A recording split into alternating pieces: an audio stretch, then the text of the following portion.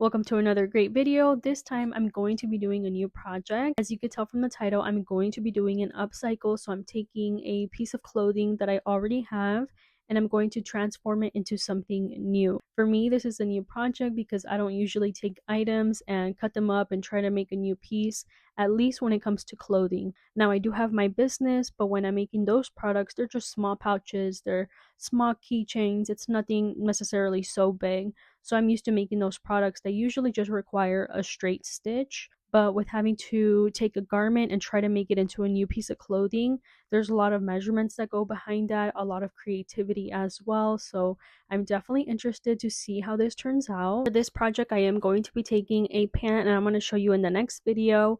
And that pant, I'm going to cut it up and I'm going to do a top portion from it. And I'm also going to try to create some straps. I'll have to see how much fabric I have left over after I actually cut the garment, but that's why throughout this video you're going to be looking at behind the scenes. Now I wanted this video to be much longer, but what I ended up doing is deleting a lot of the footage, and then the videos that I did have left over, they were all like sped up because I usually do it on Instagram. I speed up some of the videos so it's not too long.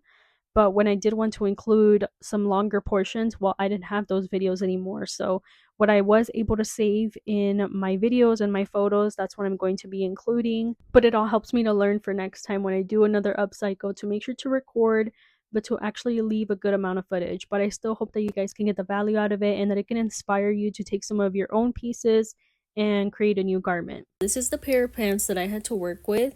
Now this was a capri length, so it didn't even have that much fabric to it, so I really had to consider how I was going to be able to make a top and also have enough to be able to make some straps to also include and maybe some sleeves, but it was all dependent on how much fabric I had left. So less thinking and more doing. And that's why I took a pair of shorts that I already had from my boutique when I used to sell clothing, and I used that as a template so I can go ahead and cut out some of the shorts. I didn't want it to be that length, so I was going to add some extra and then leave some room for the seam. And cutting off the pant leg was only the first part, but I was already so scared because I had to consider, okay, now what? But I did know that I wanted to do the bottom of the short hem. But before that, I took the pant legs and I was going to rip them from the seams instead of trying to take it all on my own. So that's why I used my ruler to help guide me when I would roll with my little cutter. And having this roller cutter is something that every crafter should have, because before then I would just do everything manually with my hands and then I would feel like super tired. And then it's also helpful for like thicker parts of garments. Like right here, I was having a little bit of trouble because of the hem, the way that it's folded. But anyways, I went on to undo the seams and now I had a visual of how much one pant leg could provide. And because this portion of the fabric was supposed to be for the top, I took a cami that I already had. I made sure to tuck in the top end so I wouldn't end up cutting them. And I used that also as a stencil, or you could say a reference.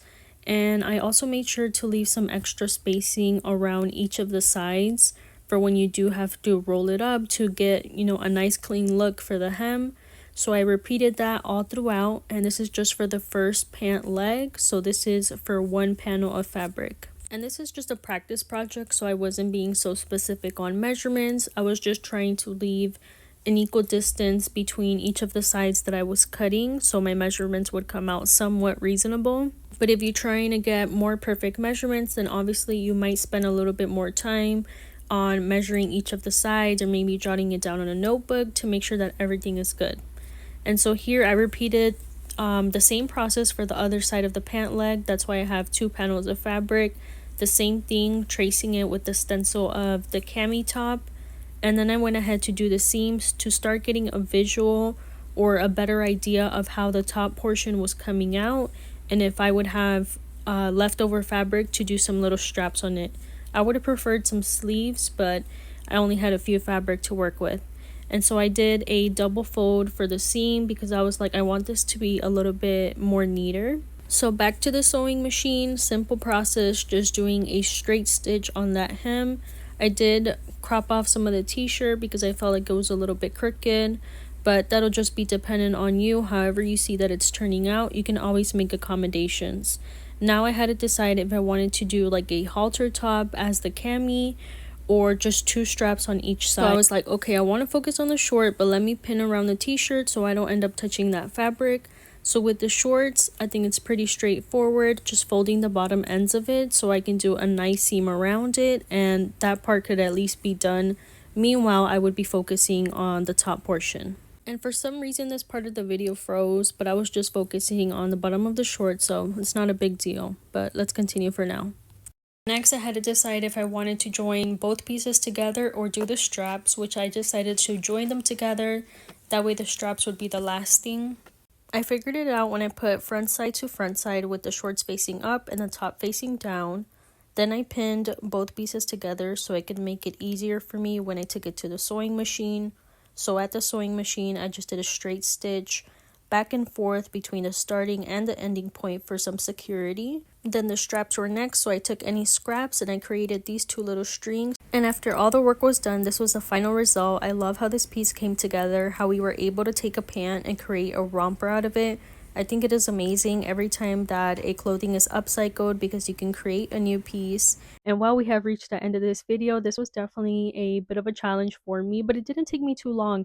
I think in total I only took like 3 to 4 hours. Again, this project wasn't supposed to be like a perfect piece. It was only to give me an idea as to what measurements I have to work on, or if, and sorry, my phone had cut off. I'm always running out of storage, so I constantly have to delete videos, upload the ones that I want to, already clear out for my drafts. But continuing this video, I was just saying that this is a practice project for me. If you're also looking to practice, I would suggest taking an older garment that you have. You're obviously not going to take a new product and try to transform that. Take something that maybe you thrifted or something that's a little bit older in your closet. That way, if you do happen to mess up a certain piece of it or you cut out too much garments, well, at least you'll know for next time. Now, I have a lot more projects that I could work on. That's probably what you're seeing in the back over here. The reflection in my mirror is all the bins that I have on this side. I'm going to show you that really quick. So moving over to this end, all these bins are full with clothing, and it's usually from online orders that I have placed with companies, and then the product does not fit me and I cannot return it because it's usually like thrifted, like online thrift. So I have a lot of products that I could work on. Jeans, a lot of denim, as you can see. And I'm actually thinking of making a denim toe. I think that would be so cute. I've been seeing a lot of them on Pinterest, so maybe that will be one of my next videos. So don't be surprised if I do happen to upload that. And I mean to look in this direction, but sometimes I end up looking over here. It's just a matter of getting accustomed to it. But like I said, I'm new to my channel, so I know you guys will give me some room for some grace there.